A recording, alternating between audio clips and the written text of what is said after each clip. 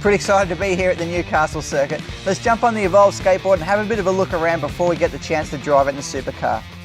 So as you can see, the approach to turn 1 is pretty tough, a little bit of braking and turning at the same time, and then up the straight on the exit. Nice uphill section and braking into turn 2, so we'll be able to go pretty deep under brakes there, I reckon. Pretty interesting corner on the way out. Nice sea view on the right hand side. As you can see, walls are pretty close around this place. It's probably going to be a little bit of carnage at some point through the weekend. This is probably one of the toughest sections of this new track. It's very difficult to see, but that drop off here is very, very significant.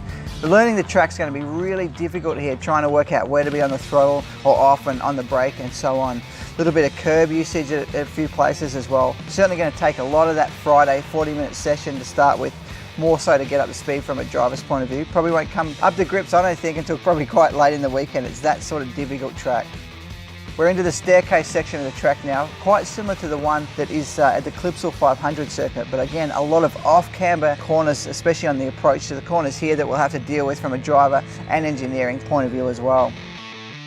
Now this is a very interesting section again, nice and high on the throttle down this straight section there, a few curves to deal with, but quite a tricky little braking zone into the hairpin, again, braking and turning on the approach to it.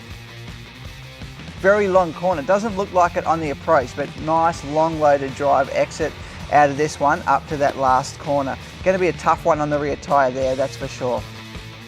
That leads us up to the final corner on the Newcastle circuit.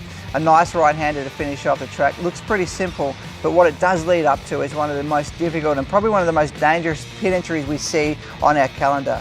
Certainly expect to be a few issues here on the weekend trying to dive into the pits with someone behind me. Pretty cool way to check out the track on the Evolve skateboard. Can't wait to jump in the supercar and see what it's like for real.